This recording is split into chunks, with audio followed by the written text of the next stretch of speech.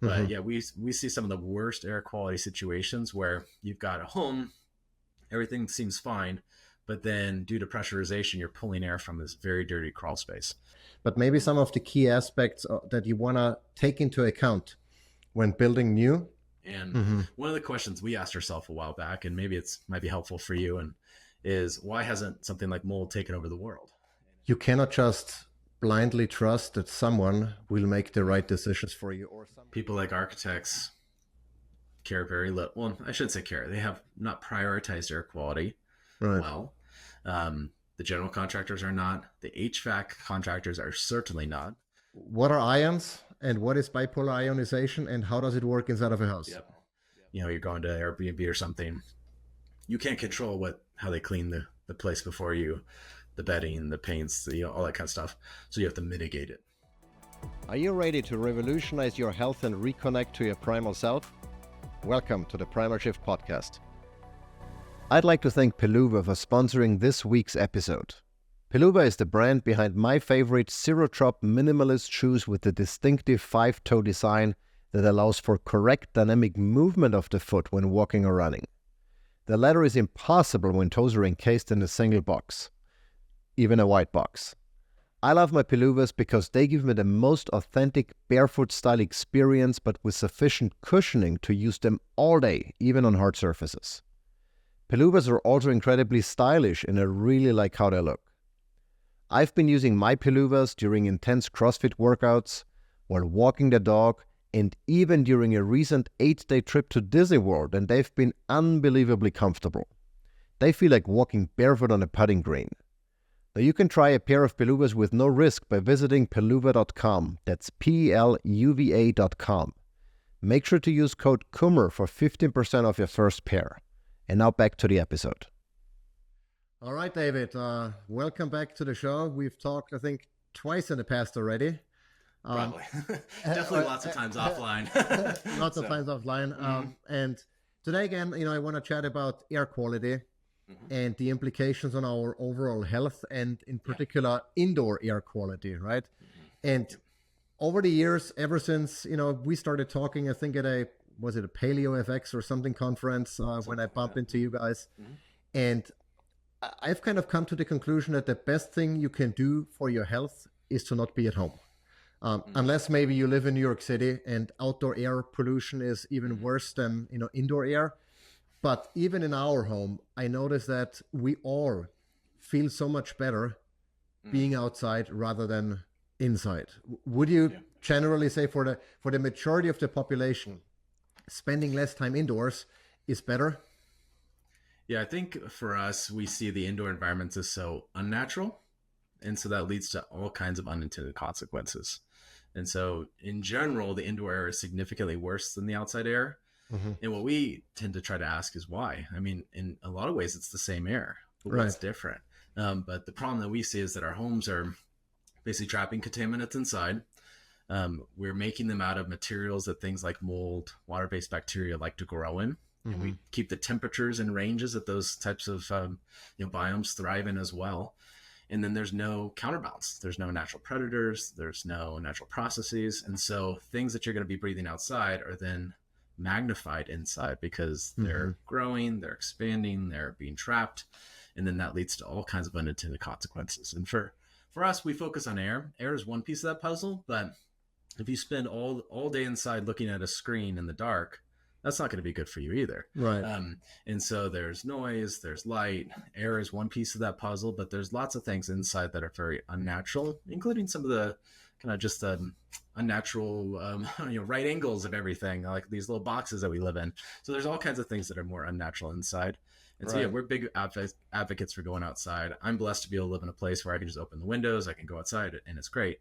A lot of our clients, they live next to a train station, they live downtown. And I remember so vividly, kind of to your point about the New York City, back in kind of the height of the 2020 lockdowns, there's this photo from San Francisco where the sky is red from the wildfires. And then there's people outside doing CrossFit during rush hour on the sidewalk. And so it's like, they're not allowed inside because of, germs. They're outside in the pollution, in the wildfire, exercising. And it's like, well, there's a lot of bad here. Right. It's a challenge, right? So you have to kind of be aware of that. But yeah, outside is in general a lot better. And so that's why we make it kind of our mission. How do we make the inside air more like the outside air, using the same natural processes? Because yeah, we see that all the time. And the way our homes are made are just silly. I was just talking to a lady this morning. The home that she was in, it doesn't make any sense why they did it that way. She's got a HVAC system where the return is from this damp, dark basement. It's up in the attic. It's not sealed properly. There's a lot of humidity issues in the attic. There's leakage in the wrong spots, and it's designed to fail, essentially. Right. So the good news is, I think a lot of, or more and more people have become aware of, indoor air pollution. But do you believe that the current regulations and standards for indoor air quality are adequate, or are they fundamentally flawed and outdated, or should there even be regulations, or should it be up to the individual to figure out what's right or wrong? that's a big question. Honestly, we don't pay much attention to the regulations, because our hopes for people is far beyond what they would be regulating anyways. Right. And as far as, I think we probably focus more on building codes. So the way homes are built, irregardless of air quality, has consequences for air quality. And that's the things that we're seeing having the biggest impact. There's some regulations that are probably good. And we work with a lot of commercial clients that, things like OSHA and things are going to come into play when it comes to their, 8-hour exposures and things like that. And all that stuff is important to, I think, review. I don't think the government's great at a lot of that stuff to begin with. But yeah, when it comes to air quality, the problems that we see most are the way the contractor installed XYZ, or they never put waterproofing paper in your walls, or they didn't seal the connection between the wall and the roof, so there's just water leaking down in your walls, or the return air vent for your HRV system was in the bathroom with no filter, so all the humidity, odors, everything from the bathroom is just going right back into your HVAC system.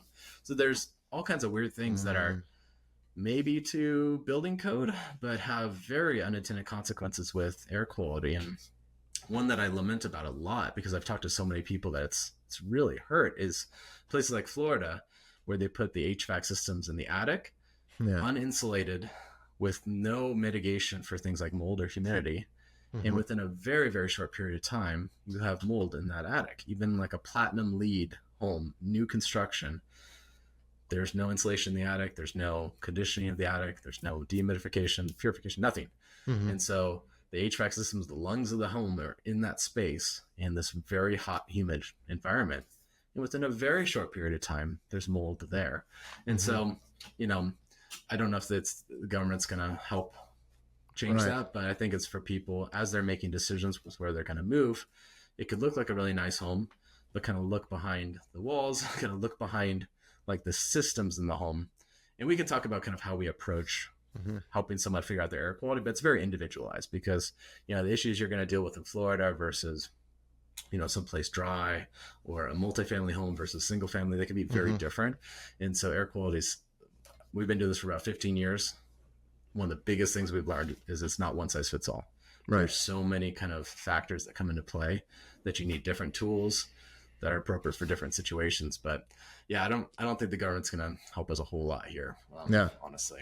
But the way we kind of say we're kind of all part of this grand experiment of how we're building these homes in a very synthetic way, and then controlling the temperature, and it's leading to all these unintended consequences. And there's a lot to discover, but we think that's part of why it's so challenging as you're trying to navigate yourself, because there's lots of opinions, because a lot of this is very new, like how we currently make homes.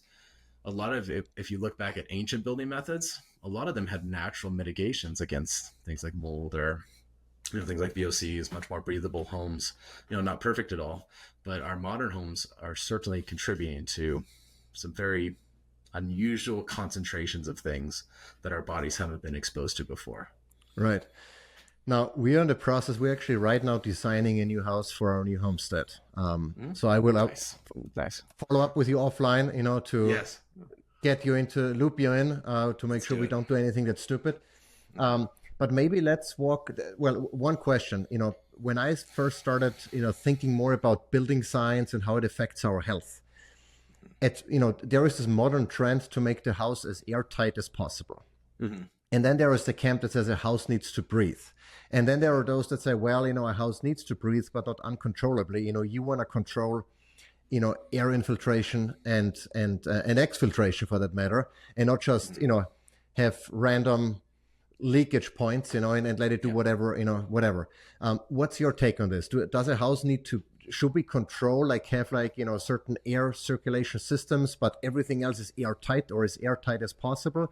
Or should we just, keep it loose and kind of mimic what our ancestors might have done? If they built something out of clay, there was nobody going around with a smoke stick probably making sure the house is airtight, right? Right. Yeah, so we'd probably lean towards that third option if you have the choice, just because the outside air is not perfect either.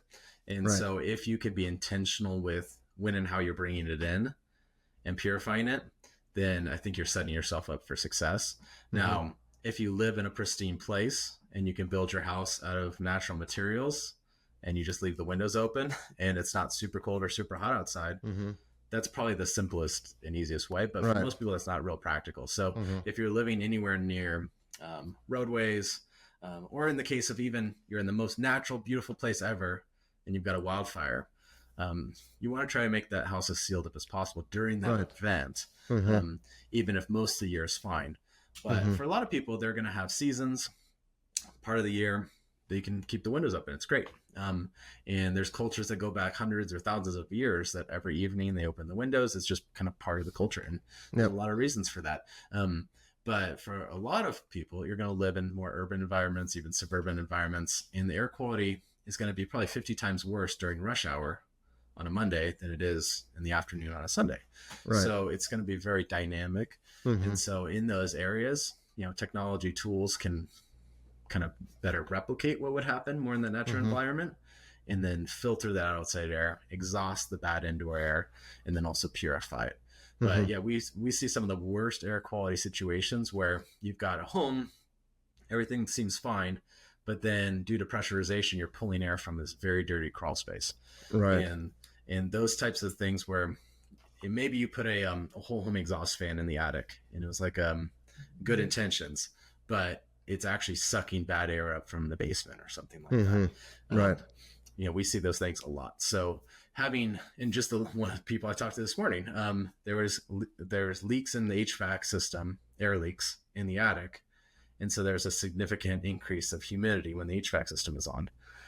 It shouldn't be doing that, but there's leaks there that are then contributing to problems inside. So yeah, the materials we currently build our homes with and the way we kind of do air conditioning leads to those problems. But yeah, so I mean, if you look back at the old materials, the rocks, the clay, the brick, we've got an entire article or two on our site that kind of goes into some of those materials, and even the germal cell properties going back to biblical levels. In Leviticus, where the types of processes that they're doing are actually germicidal to mold. And so a lot of these things that they did back then had ionization taking place. They had with lime, other things that were very effective at killing mold. And then materials like rocks and stuff, various types that are resistant to the growth. And one of the questions we asked ourselves a while back, and maybe might be helpful for you, and is why hasn't something like mold taken over the world? And it's, you kind of explore that a little bit, and it's, well, there's lots and lots and lots of reasons. But inside our homes, there's not. And so something that's natural outside isn't going to affect you most of the time outside. Even a place like Florida or Australia or Dubai, you take it inside and now it's suddenly this huge issue for so many of our clients, and same with water-based bacteria. And it's just because we've taken away a lot of those natural processes, and then that's contributing to this very unusual new issue really that people are dealing with. But one thing I would say is that if you made it this far, you actually care that much to dive into this. It is very individualized. So HypoAir.com/consult. We'll do a free one-on-one consultation. You can do it by email if you want, but we find that phone calls tend to work really well. And that's just totally free. It's totally just education. We love to learn from you, from people that are dealing with issues. That's how we learn. That's how we develop, new patents and things, because we find, oh, hey, 9 out of 10 people we talk to have this issue and how their home was made, and there's no good solution for this. Let's try to figure out one. So yeah, hypoair.com/consult. We'll do a free call. And we just find that works so well because for some clients, you've got a big home with an HVAC system. For some clients, you have an apartment with no HVAC system. So, and your issue might be totally different that we don't even bring up in this conversation at all. Right. So we Makes sense. that. Now, let's maybe walk through two scenarios. One is, you're like in our case, we're planning a new house. What are some of the key aspects? You already mentioned a few, where the, placement of the HVAC system, et cetera. But maybe some of the key aspects that you want to take into account when building new. And then, but for most people, I guess they live in an existing home, that they purchase a home that has already been built or that was built, I don't know, maybe 20, 30 years ago, what have you. What can you do to kind of mitigate your risk to improve air quality, in such a scenario? Yeah. I mean, the long-term true answer is that you have to educate yourself about your home, how it works, and how air is changing a lot. So there's not a real simple answer to that question. When it comes to existing construction, we're going to try to help you come up with priorities. So you're not going to fix everything. You're not going to undo some of the damage that was done with how the home was made, but you can have a huge impact on the positive air quality and then work towards getting a healthier home. Now, if you own the home, we're going to say, let's try to mitigate issues that are 10, 20 years down the line, maybe sooner. And sometimes that can be simple things and just kind of being aware of stuff. But if you're renting a home for a year, we're going to say, just protect yourself. If you're in an Airbnb for a weekend, just protect your bedroom. Try to create a safer place there. So we're going to have to kind of work through that. The location is one of the first things we ask about. That's the geography, the topography, the basically your zip code. That can have a big impact on, hey, you live in a very, very cold environment. You're going to have to heat the house. How are you going to heat it? And then what are the kind of things to look out for with that? How can you mitigate that? But kind of knowing where the location is and then kind of figuring out, okay, how do you heat the house? How do you cool the house? What's kind of upstream from you when it comes to your air? Because your proximity to a street, a farm, a railway, a port, all those things are going to really impact what you're trying to mitigate for. Right. So that location matters a lot. And if you look at the air quality indexes for a city, a lot of times those use a single point of data. So it's like a weather station on a hill or something, but your air quality, your home is going to be very different than that. And you see that with schools, where a school that's near a high traffic freeway or street has significantly increased rates of asthma. And so even though it's in the same city, just the geography of where you actually are can have a big impact on that. So that kind of dictates a lot about how you're going to handle things. But we do look at a lot of when it comes to the structure of the home, so the structure, the materials, and then the systems in the house, whether it's, water is its own issue, but you want to look at those kinds of things too. But then when it comes to things like heating, cooling, exhaust systems, even sewer exhaust in your pipes, a lot of this gets down to like, you're kind of putting on your building inspector hat and getting to know your house and trying to get away from, these extra spaces, which is very common in our homes, where you've got crawl spaces, attics, basements, closets. Try not to just ignore those, but kind of getting into, how those systems work, how they affect you, and then the pressurization of your home. We have over 300 free articles on our site that go into a lot of these kind of niche issues that are going to be relevant for some people and not. If you have a basement, here's 5 articles that go into different aspects of that. If you have an attic, you don't have an attic. So we have lots and lots of free resources when it comes to those kinds of things. We can kind of dive into it.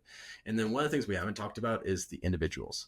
So we look at the location, the structure, kind of the externalities, what's around you, but then we also look at the individuals, because it's the norm for us to hear of a client, they're in a home with 4 or 5 people and they're the only one that's reacting to XYZ.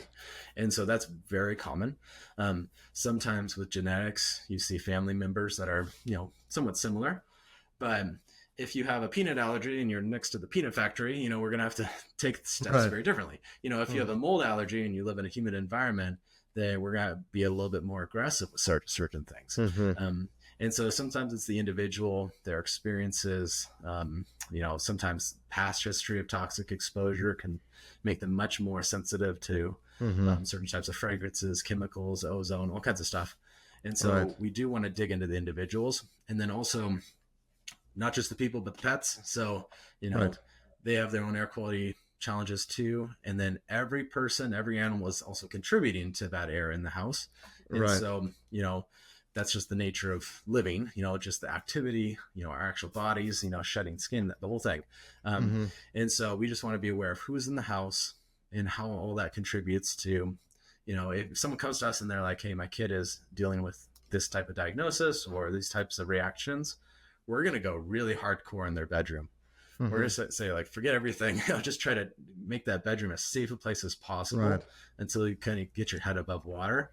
And then Mm-hmm. you can kind of expand from there. But, forget about the attic for now. Just trying to make their bedroom as clean as possible. And sometimes Mm-hmm. that's things like, ripping out the carpet, in a safe way. Mm-hmm. Sometimes that's buying, HEPA air purifiers. And we can talk about HEPA versus some of our technologies. But, you just want to kind of zero in on sometimes where the need is the greatest and then Mm-hmm. expand from there. Right.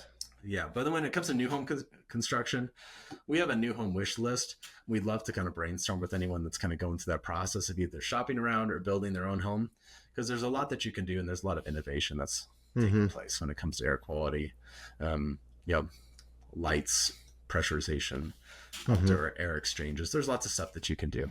Yeah. And one of the things I've noticed, I mean, it really applies to every aspect of life, but you cannot just blindly trust that someone will make the right decisions for you, or someone else knows what the right decisions are. Because Yeah. if you go to a builder and say, hey, I'd like to have a greenhouse, let's say, because you assume green means healthy, which is not necessarily the case. Yep. You might end up with an expensive house that is, maybe very energy efficient, Right. but still exposes you to pollutants that make you sick, or lower the quality of your life. And we started reading, we started buying books and reading. I'm like, this is, you almost have to become an expert on everything that remotely pertains to your health, because outsourcing that to someone else is a recipe for, well, you're not being healthy.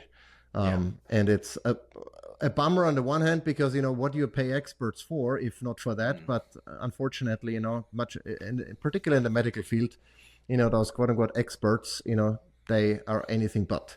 Yeah. And And to your point with the building kind of specialties, people like architects care very little. Well, I shouldn't say care. They have not prioritized air quality right. well. The general contractors are not. The HVAC contractors are certainly not.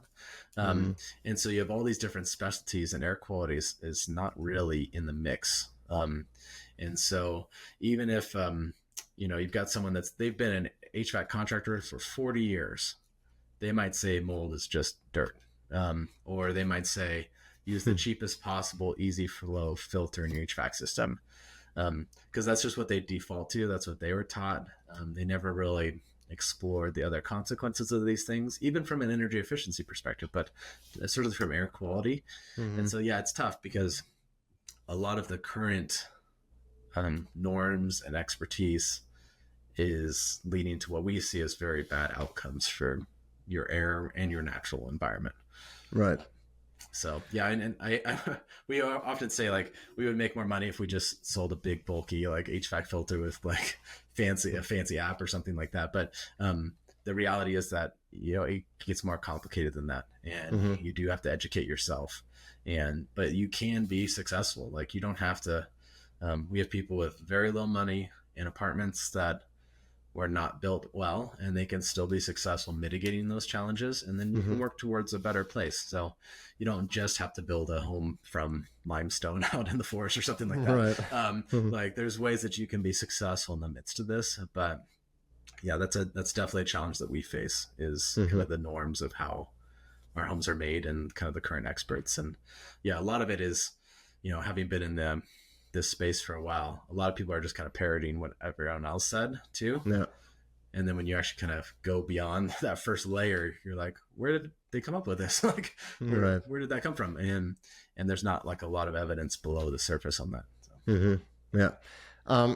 You mentioned HEPA filter before, because a lot of people think, Mhm. well, I'm just gonna get, go to Costco, get an air purifier, Yep. and I'm good to go.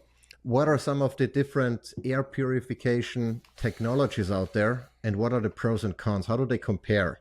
You know, and how is it different to maybe what you guys do? Because we use your technology. We've used HEPA filters in the past. There might even be a case for having both. You alluded to that Yeah. before. Definitely. What's your can you explain a little bit of how that all works? Yeah, I just talked to a client, maybe Friday or something like that, a couple days ago, and I think her situation illustrates it well because she had three products. I think they're probably good products. Each of them were $1,000 a piece, Mm-hmm. and she runs them on the medium speed, so like the level 2 speed. And we did some quick calculations for her because she was curious. And her old HVAC system was moving 20 times the amount of air that all three of these $1,000 purifiers together. So $3,000 worth of HEPA together. Mm-hmm. Her old HVAC system was doing 20 times as much air. So with some of this stuff, it comes down to scale. So is the HEPA Mm-hmm. a good thing? Yeah. But if it's only doing a couple percentage of your air compared to this old HVAC system with the cheapest possible Home Depot filter in it, then Mm-hmm. you're kind of losing that battle. And so with something like HEPA, HEPA is just a standardized system, and it's become a really safe recommendation for a lot of experts because it's like, oh yeah, it's a good thing. Um, but even if you run it on turbo speed, it's only getting a small percentage of your air. And in a lot of cases, it's not actually dealing with the root cause of the problem. So it's Mm-hmm. eventually getting overwhelmed. Right. So is it a good thing? Yeah. But is it the appropriate fit for a lot of people? We don't think so because um, if you were designing a home from scratch and you had a sufficient space for a filter in your HVAC system, you could have a HEPA quality filter there if it had enough surface area. But the problem that we see is a lot of times what you're buying with these HEPA purifiers is you're buying Facebook ads, you're buying plastic, you're buying a display, and you're buying a fan that's like this big, and then Mm-hmm. you're buying a little HEPA filter that's really expensive. So the amount of actual purification that's taking place, dollar per dollar, is not Mm-hmm. that much compared to these bigger systems. And then even if you have that top of the line, best in the business in your bedroom, HEPA going full speed turbo mode, sounds like a jet engine, and then you have a humidity issue in the bathroom and you have mold growing in that bathroom, that HEPA is having very little impact there. Hopefully it's Mm-hmm. mitigating your exposure to the airborne spores, but it's not helping deal with the issue actually in Mm-hmm. the place that's producing it. And Right. we see that a lot. I don't mean to just talk about HVAC all the time, but we just see it as being such an unhealthy system in the home. And yet it could be such a powerful tool. But a lot of times these HVAC systems are damp, dark environments, and they're Mm-hmm. moving exponentially more air than your thousands of dollars worth of products.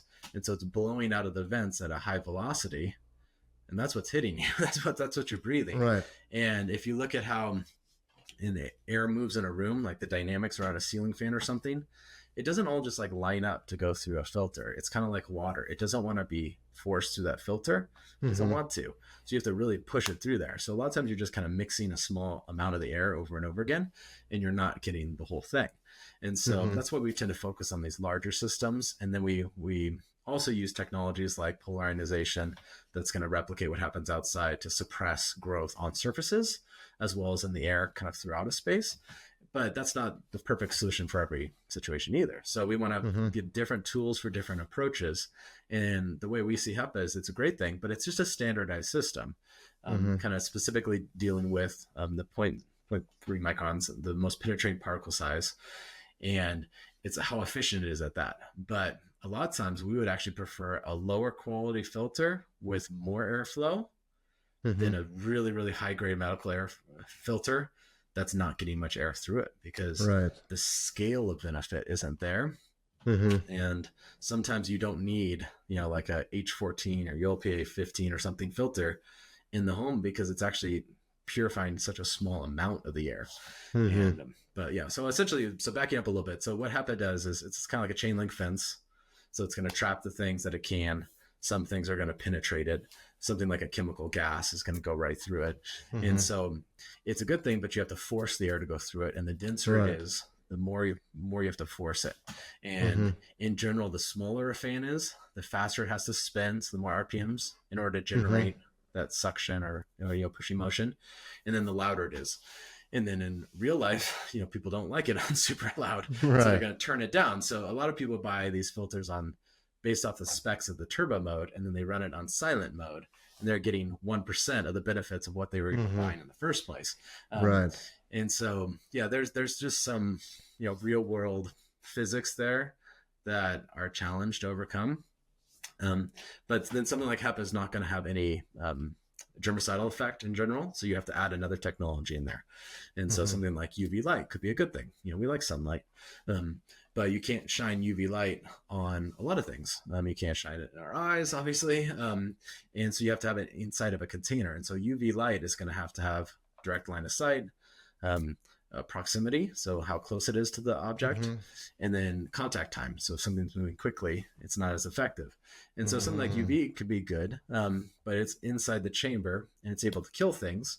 And then with something like a mold spore, you've only killed it, but then you've broken it into pieces. Right. And then those pieces can carry the mycotoxins. We can talk about that, which are more like liquid chemicals. And then that can sometimes penetrate the HEPA filter. If you don't have the UV there, it's possible the spores are landing in the HEPA filter, and then you're feeding it more organic material. You're cycling air through it. And so it's growing in the HEPA, and then it's off-gassing VOCs into the room. So these tools are good, but you have to kind of look at, okay, how much is this going to cost me per year in filters? How much of the air is it's helping? And then are there other bigger issues that are going to contribute to this? But if someone's got the money and their kid's sick, we're going to say, get the biggest thing HEPA that you can buy, the bulkier the better almost, and then run it as high a speed as you can until you can get relief, and then you can put it in the closet until you need it.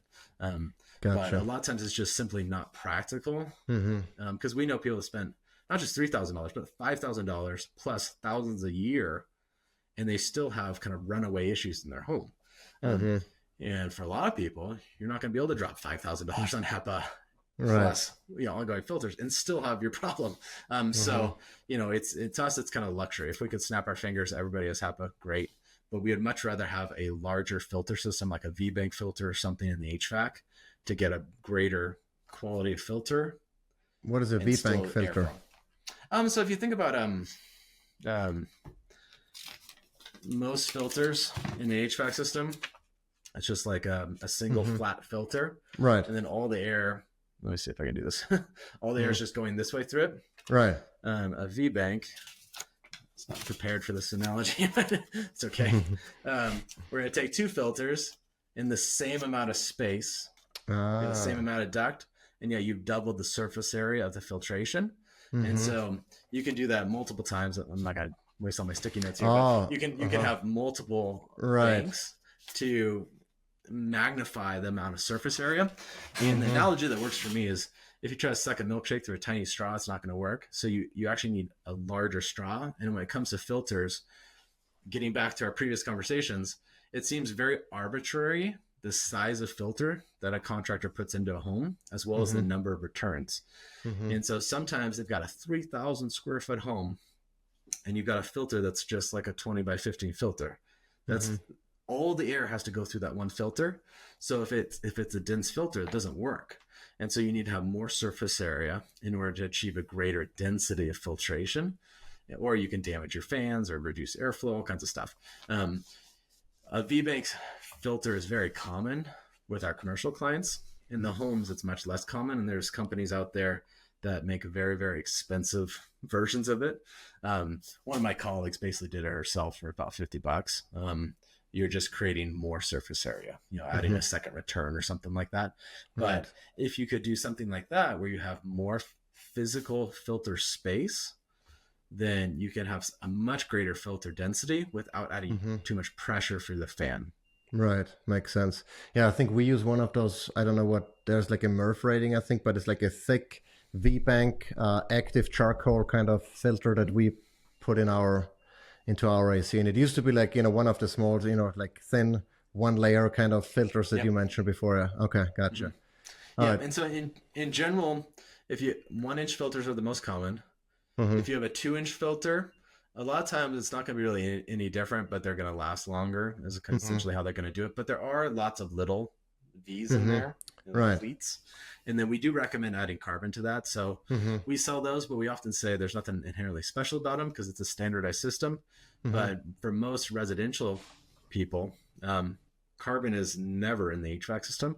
And that's going to add you a little bit extra benefit when it comes to absorbing chemicals. Mm-hmm. It's not a silver bullet because once carbon is full, it's full. And, Mm-hmm. there's one NASA study that actually showed if you had sufficient layers of carbon, you're actually able to filter out ultrafine particulates, which is way down below 1 micron, Mm-hmm. just by having more carbon filters.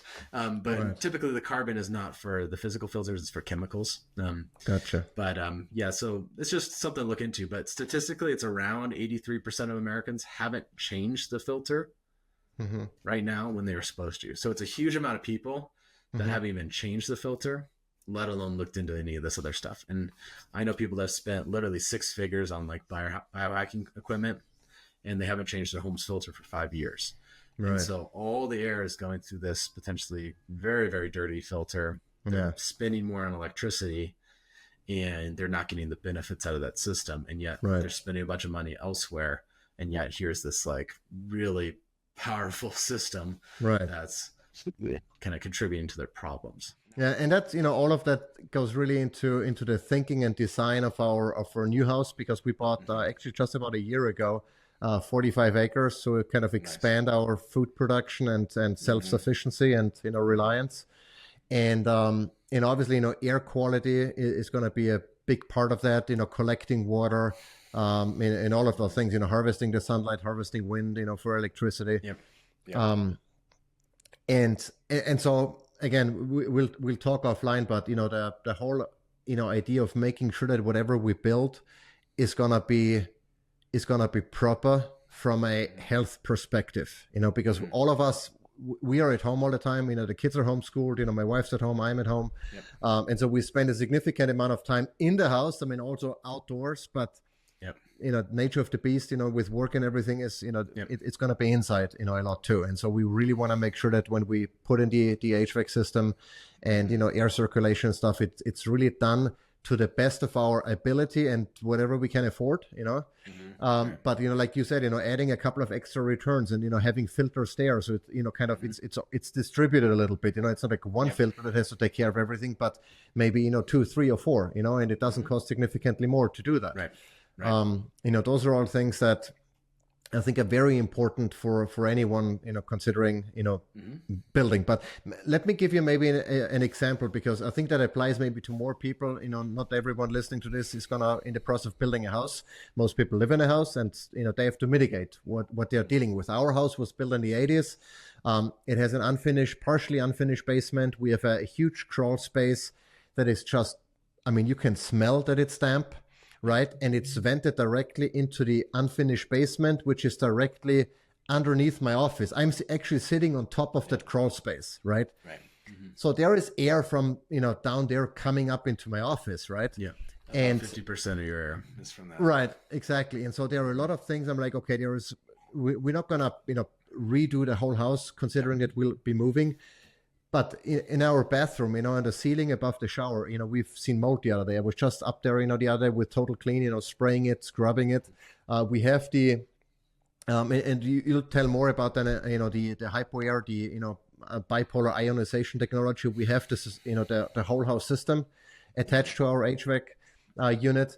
We have the Air Angel the Snowflake in our bedroom. We have a couple of the germ defenders, one actually in our unfinished basement, to kind of help mitigate there. But specifically in our bathroom, there is still mold growing, even though I just upgraded the fan to suck out more air. But that air is coming from somewhere, being pulled in. Whenever air goes out, air has to come in, right? Exactly. And it's probably gonna come from downstairs, I suspect. And so, what are some of the things that people in our case specifically? What can we do? What units? What products? Would you recommend? To kind of help mitigate that and improve the situation? Yeah, no, that's excellent. So, when it comes to when you first get into this conversation, there are local professionals that are great, and there's people that are going to charge a ton of money. You're not going to get anything out of it. So Right. a lot of times we're going to say, if you can, educate yourself and do some of this yourself. But one of the first steps is moisture management. So you're kind of looking at pockets of humidity, and you can get little $4 humidity sensors, on Amazon from us. And you want to look for where there's inadequate ventilation, or in the case of like a bathroom, where you have water that's standing longer, because in some ways the humidity in the air is just an indication of the surfaces staying damp longer. So when you're showering, some of that moisture is getting up on the ceiling, and then it's not drying out. And so basically every cubic meter of air ever sampled anywhere, inside, outside, has mold spores. And these mold spores, they're literally like the whatever it's called, the curse of the mummies, like it's, they can last thousands of years in an inactive state. And then when they get into the materials and moisture, then they can basically germinate, they can take roots and grow. And so the first step is that moisture management, kind of getting into the house. And in some cases, it's the moisture inside the home, but sometimes it's the inadequate insulation. And so a lot of times we see mold growing around windows or things like that. And sometimes that's because they weren't insulated right. And so you have a dew point issue where the moisture is actually coming through the walls. And so that's really hard to solve for without changing the window itself. Right. So a lot of times what we're going to focus on is the air that you're breathing. So kind of what you've already done, where there's going to be mold potentially in the walls, outside, in the basement, in the crawl space. And you're not going to solve for all of that, but you want to mitigate the indoor air, where they're growing, where it's spreading, so that you're reducing the cross-contamination, kind of the breeding of it, and then the producing of more spores, more toxins, more off-gassing VOCs in the spaces where you are. And then long-term, if you were going to be there for longer periods of times, we might vent that crawl space not into the basement, or, further mitigate either sealing it, or, mitigating the moisture. But we have people in places like Australia, and they can't make structural changes, and their humidity in the house is well above 90. And so you have to just mitigate the air that you're breathing as much as possible, knowing that there's mold in the walls, knowing that there's mold outside. You got to just mitigate that air that you're breathing to cut concentration. So it's not just the presence, but it's the concentration. So cut concentration and then try to help prevent the spread. And so I think you're taking a lot of those really good steps. And if you're going to be there longer, you could take more. But I think what you've already done is really excellent for where you are. And it may or may not be worth taking more steps in the current house if you're going to be moving soon. But the way the homes are made, that crawl space is going to contribute to that bad air. And like you said, whenever you're pushing air out, you're creating a suction to pull air in. And that's where we would prefer to have that intentional, you're exhausting air in the bathroom. Maybe you crack a window so that you're getting air from outside, maybe even filtered air. And so you're kind of choosing where the air comes from versus it's sucking up from underneath. We make recommendations like that a lot with multifamily, where you have an apartment and you've got people above you, below you, to side to side. And if you're using your exhaust fans to get rid of humidity in the bathroom, it's a good thing. But if possible, crack open a window. We have filters that fit in the window. We have nanofiber window screens that go in that window. You can go to a pool supply store and cut out materials, do whatever you can, but try to filter some of that coming in. But if you don't choose where the air is going to come in from, it's going to come through cracks. It's going to come from your neighbors. It's going to come from the laundry in the building. Or in your case, it's going to come from that crawl space, because already with the stacking effect, probably 50% of your air anyways is coming from that. And then as soon as you're exhausting more air, you're pulling more in. But then, when it comes to bathroom, though, other things you can do is you can run the exhaust fan longer. You can shower with the door open. You can dry your towels outside the bathroom. You can use physical fans to blow on surfaces, because that's going to have a drying effect on the surface. So sometimes the exhaust fan is not sufficient to move enough humidity out to dry the surfaces. So you can actually blow a fan on it. I've had clients that are like hyper sensitive to mold and very cautious, and then they have a teenage daughter that showers for like an hour. So like you have other people involved in this. And so sometimes you have to mitigate further that moisture. And sometimes you can't shower with the door open, or you can't dry your towels outside, but there's steps that you can take to further kind of mitigate that drying process, or, clean. And then we talk about mold a lot, but just because we see it's such a disproportionate impact. But one of the other things we're seeing a lot is the, water-based bacteria like actinobacteria, even in the drains of the showers. Those can sometimes contribute to some of the health issues we see, more so even than the mold. But a lot of times it's coming back to that moisture management. And then even with the exhaust fans, sometimes those go up into your attic or into your space between the floors. They're not actually exhausting outside. And so sometimes, you're just, it doesn't make sense, but that's how they build it. They put the exhaust fan in and it goes up and into the wall. Right. And so you're pumping the humidity into the wall too. And so you could have a situation like that where the exhaust fan's going up, it's pumping the humidity up, and then the humidity is getting stuck up there. And then the mold is kind of growing down from that other space into where you're visibly seeing it. Right. So it's a challenge, certainly. For that crawl space, would you, and we already have a dehumidifier down in the basement, but would you recommend putting one of your units maybe into that crawl space? Is it going to make a difference? For long term, we do recommend things like that. But in the short term, and just kind of on the list of priorities, that's going to be lower on the list, because if you can kind of manage the pressure and moisture and the purification in the ambient air, that's probably going to have the biggest impact. And then if we're going to mitigate that crawl space, we do have quite a few clients that have a fan system down in their crawl space and one or several of our units down there, so that you're mitigating growth down there. And ideally you could be exhausting the moisture outside of the house from that crawl space, or even creating a negative pressure in that crawl space where you're pulling air from your home even down there and out. Right. And so you're kind of flipping the script a little bit, where you're pushing air out of there instead of pulling air up through there. So yeah, there's things like that, but it's lower on our priority list than the HVAC system, than your bedrooms, than where you're spending your time. But it's just not a good design when it comes to air quality. Yeah. Agreed. All right, cool. Well, that was a lot of good information. Maybe tell a little bit, because we mentioned it a couple of times, but we never really got into it. What is bipolar ionization? So in other words, what do your products do, and how is that similar to what's happening in nature? Because you mentioned it before, there are ions in nature. What are ions, and what is bipolar ionization, and how does it work inside of a house? Yep. So we've mentioned ions a few times here, but one of the issues that we've seen in the air quality space is that, I don't know, maybe 15, 20 years ago, they branded ionization as this giant thing, but only to mean negative oxygen ionization. So, a bunch of air purifiers came out producing negative oxygen ions. And there was lots of kind of getting back to one of the other things we said. A lot of people were just saying, hey, you go outside by rivers and stuff, you're going to measure negative oxygen. And that's true, but that's not the only ion you're going to measure. And ions are charged particles, right? So if you take an atom and remove an electron, it would be negatively charged. Yeah. And so then, so if you go to that river outside with an ion meter, you're going to measure negative oxygen, but you're also going to measure positive hydrogen.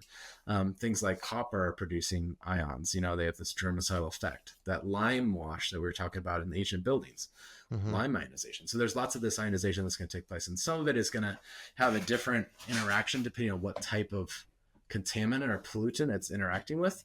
But a lot of times it's wanting to kind of recombine into another state. And so it's wanting to pull things like hydrogen or carbon from that other thing. And so when it comes to something like mold, that can actually disrupt the reproduction, that can kill it. With something like a coronavirus, our little mold guard was tested to basically break apart the protein spikes by stealing hydrogen from the protein spikes. So you're disabling the virus. The virus isn't actually alive, but you're disabling its infectivity. And then you're also giving a charge, so it has a clustering effect to particles. So a lot of times what we're worried about is the fine particles that are going to be most penetrating to your lungs. And so we want to get them larger so that they're easier to filter, they're easier for your body to filter, but easier to filter in the house, or they're heavier and less airborne. So it has an effect on particles as well. But yeah, when you go outside in nature, there's all kinds of things that are having a ionization. And, we have the entire ionosphere. So there's lots of things in our atmosphere that are breaking down chemicals that are killing viruses, bacteria, mold. There's all kinds of natural processes. And so we've zeroed in on the polar ionization, where we're splitting water into its two components, the positive hydrogen, the negative oxygen. The main two negatives that we've seen with the old style of ionization, if you're only producing the negative polarity, you're creating a bubble of static. So you're just producing a bunch of negative. It creates this bubble of static. And so that means you're not having an impact further away. And then in general, also, you can produce ozone. So ozone, you're going to naturally find outside, but dosage is poison. So when you produce a very unnatural amount of ozone inside, that leads to a lot of unintended consequences too. So for a lot of those initial ion producers, they're producing just this one polarity, which is not natural, producing ozone, and then using that to make their claims of effectiveness. So with the polar ionization, you're not creating static. You can actually reduce static, and you're not producing ozone. And so you're creating something that's more in a natural balance.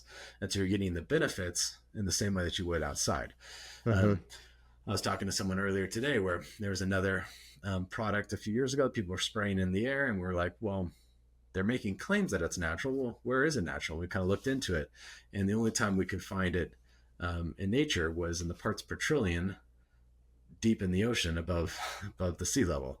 And it's like, well, it does occur, but it doesn't occur in these concentrations. And so, the kind of old analogy is the cyanide in apple seeds. The cyanide is not the problem. It's just the unnatural concentration. So you eat an apple seed, there's no danger.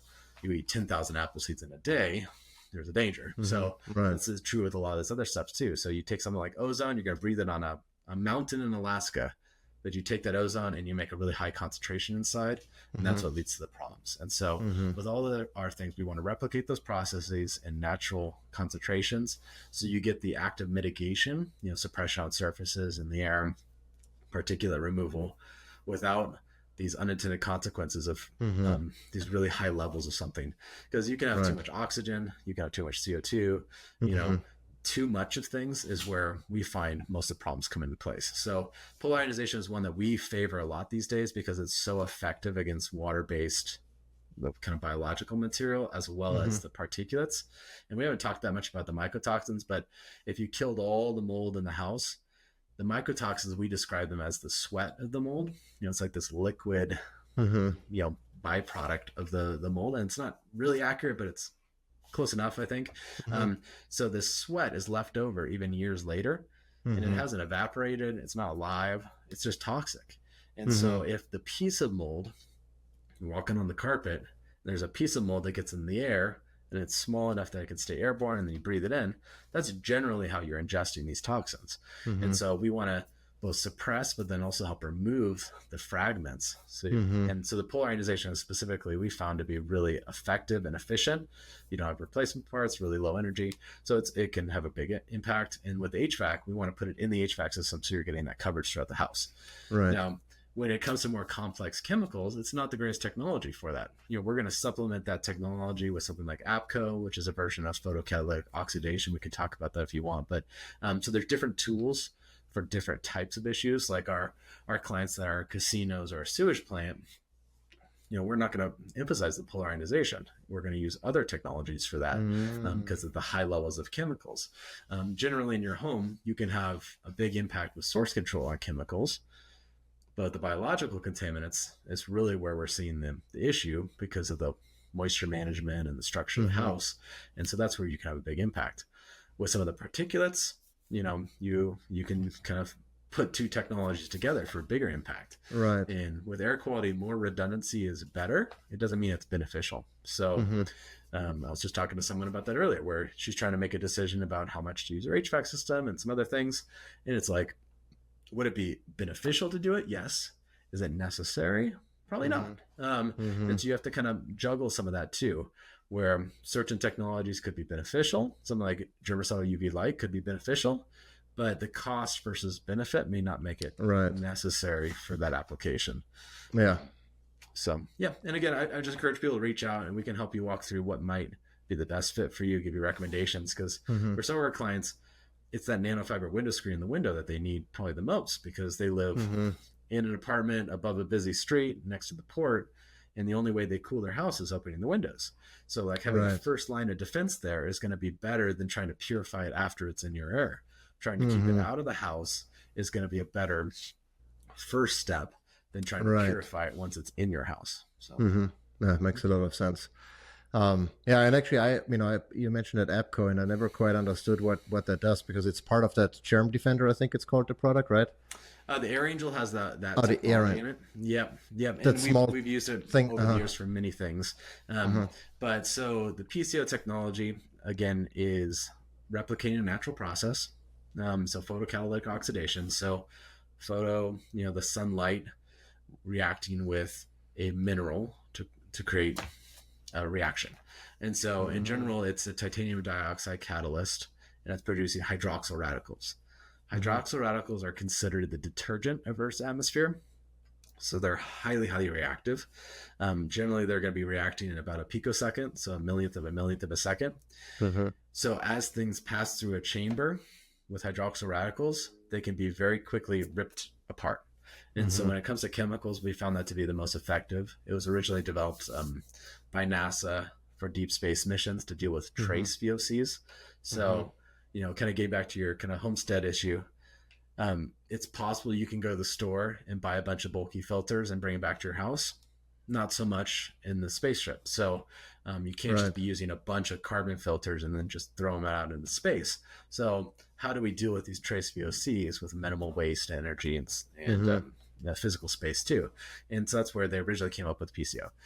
We add the AH PCO APCO to that just because we have a proprietary formula. We don't just use titanium dioxide. We have multiple minerals in there, a different process. So it's just our own proprietary formula. But the goal is still the same. You want to produce a large amount of hydroxyl radicals inside the chamber so that as air passes through it, then you can break those down to CO2 and H2O. So we found that to be just another natural process. That's not the fit for everything. For most homes, we actually don't recommend it, just because if you have a single family home and you don't have like a farm next to you that's spraying pesticides or something, and you're able to control like the clean products that you use, the perfumes, the scented candles, indoor pesticides, if you can control those sources, you generally are going to be okay without needing a technology like that in your house. But if you go to, you're just moving into a new apartment, they painted all the walls with like high VOC paint, your neighbors are, smoking cigarettes, there's a laundromat, across the street from you. That's where you can't control the source of the chemicals, and then you need to mitigate it. Carbon, the total clean, APCO, you have to mitigate those chemicals, get them out of your air. You can also exhaust them. So sometimes exhausting air, so like if you're cooking on a gas stove, it's important to exhaust the air.